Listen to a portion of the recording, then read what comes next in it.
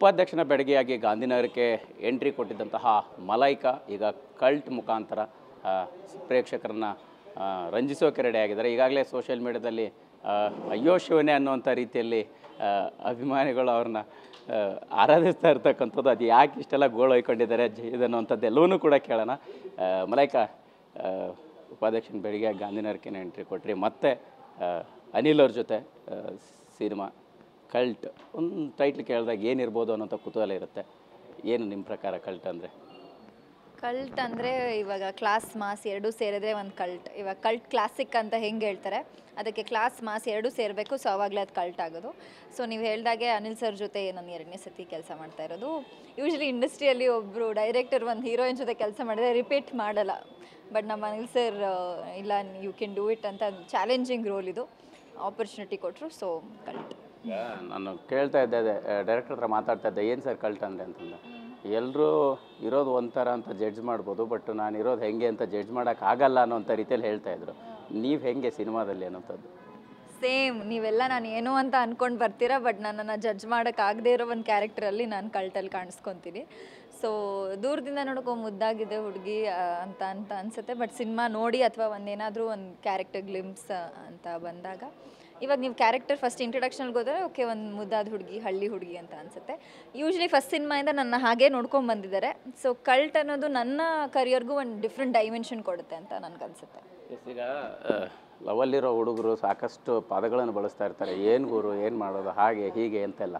But ಯಾಕೆ ಜಯದವರೆಲ್ಲ ಅಯ್ಯೋ ಶಿವನೇ ಅಂದ್ಕೊಂಡು ನಿಮ್ಮಿಂದ ಬರ್ತಾ ಇದ್ದಾರೆ ಅನ್ನೋಂಥದ್ದು?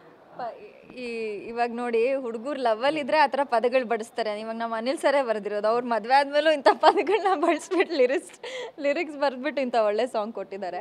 ಸೊ ಅವ್ರ ಡೈರೆಕ್ಷನ್ ಅಲ್ಲದೆ ಇವಾಗ ಈ ಸಾಂಗ್ನ ಕೂಡ ಬರೆದಿದ್ದಾರೆ. ಅಯ್ಯೋ ಶಿವನೇ ಅನ್ನೋದು ಏನಕ್ಕೆ ಅದು ತೊಗೊಂಡ್ವಿ ಅಂದರೆ, ತುಂಬ ರೂಢಿ ಮಾತು ಅದು. ಅಯ್ಯೋ ದೇವ್ರೆ, ಅಯ್ಯೋ ಶಿವನೇ ಅನ್ನೋದು ಒಂದು ಈಸಿ ಆಗುತ್ತೆ. ಸೊ ಅದಕ್ಕೆ ಅಯ್ಯೋ ಶಿವನೇ ಅಂತ ಟೈಟಲ್ ಚೂಸ್ ಮಾಡಿದ್ದು. ಬಟ್ ಲಿರಿಕ್ಸ್ ಎಲ್ಲ ಬರೆದಿದ್ದು ಅನಿಲ್ ಸರೇ. ಸ್ಪೆಷಲಿ ಜೈದವ್ರ ಜೊತೆ ಆ್ಯಕ್ಟ್ ಮಾಡಿರುವಂಥದ್ದು.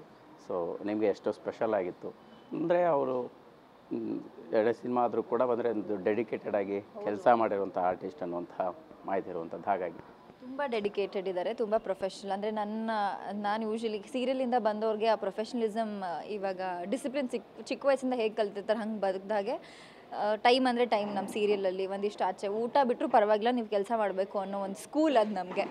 ಸೊ ಸ್ಕೂಲಿಂದ ಒಂದು ಸ್ಟೆಪ್ ಮೇಲೆ ಬಂದಿದ್ದೀನಿ, ಇವಾಗ ಕಾಲೇಜಿಗೆ ಬಂದಿದ್ದೀನಿ ಅಂತ ಹೇಳ್ಬೋದು cinema. So Zaid is a very dedicated actor, very professional. ನಾನು ಫಸ್ಟ್ ಟೈಮ್ ಸಿನಿಮಾ ಒಪ್ಕೊಳ್ಳೋಕ್ಕಿಂತ ಮುಂಚೆ ಮಿನಿಸ್ಟರ್ ಅವ್ರ ಮಕ್ಕಳು ಹೇಗೆ ಏನು ಅನ್ನೋ ಒಂದು ಊಹೆಗಳೆಲ್ಲ ನನಗಿತ್ತು. ಬಟ್ ಅವ್ರನ್ನ ಭೇಟಿಯಾಗಿ ಅವರಿರೋ ರೀತಿನ ತಿಳ್ಕೊಂಡ್ಮೇಲೆ I am very happy sir. Specially ನಿಮ್ಮ ಜೊತೆ ಆತ್ಮೀಯತೆಯೂ ಕೂಡ ಜಾಸ್ತಿ ಆಗಿದೆ ಸಿನಿಮಾದಿಂದ ಸಿನಿಮಾಕ್ಕೆ. ಸ್ನೇಹ ಕೂಡ ಒಂದಂದರೆ ಏನೇ ಇದ್ದರೂ ಕೂಡ ಹೇಳ್ಕೊಳ್ಳೋಂಥ ಸ್ನೇಹ ಕೂಡ ಬಿಲ್ಡ್ ಆಗಿದೆ. ಸೊ ಹೇಗೆ ಅನಿಸಿದೆ? ಸ್ಟಾರ್ಟಿಂಗ್ ನಾವು ಸ್ಕೆಡ್ಯೂಲಲ್ಲಿ ನಮ್ಗೆ ಆ ಸ್ನೇಹ ಇರಲಿಲ್ಲ, ಆಮೇಲೆ ಅದು ಒಂದು ಫ್ರೆಂಡ್ಶಿಪ್ ಬೆಳೀತು. ಸೊ ಇವಾಗ ಏನೇ ಇರಲಿ, ಅನಿಲ್ ಸರ್ ನಂಗೆ ಮುಂಚೆಯಿಂದನೂ ಕ್ಲೋಸ್ ಫಸ್ಟ್ ಸಿನಿಮಾಯಿಂದಾನೆ. ಸೊ ಅದು ಒಂಥರ ನಮ್ಮದೇ ಒಂದು ಟೀಮ್ ಆದಾಗ, ಅನಿಲ್ ಸರ್ ಇರ್ಬೋದು, ನಾನಿರ್ಬೋದು, ಅಥವಾ ವಾಲಿ ಸರ್ ಇರ್ಬೋದು, ಝಯದ್ ಇರ್ಬೋದು, ಏನೇ ಇದ್ರೂ ಒಂದು ಡಿಸ್ಕಷನ್ ಮಾಡ್ತೀವಿ ಹಿಂಗೆ ಹಾಗೆ ಅಂತ. ಆಮೇಲೆ ಫಸ್ಟ್ ಆಫ್ ಆಲ್ ಅಯ್ಯೋ ಶಿವನೇ ಈಗ 1.1 ಮಿಲಿಯನ್ ರೀಚ್ ಆಯ್ತು ಇವತ್ತು ಇನ್ 8 ಡೇಸ್. ಸೊ ಅದೊಂದು ಫಸ್ಟ್ ಇವಾಗ ಇನ್ವಿಟೇಷನ್ ಜನಕ್ಕೆ, ಇದೊಂಥರ ಸಿನಿಮಾ ಇದೆ, ಈ ಹೆಸರಲ್ಲಿ ಒಂದು ಸಿನಿಮಾ ಬರ್ತಾ ಇದೆ ಅಂತ.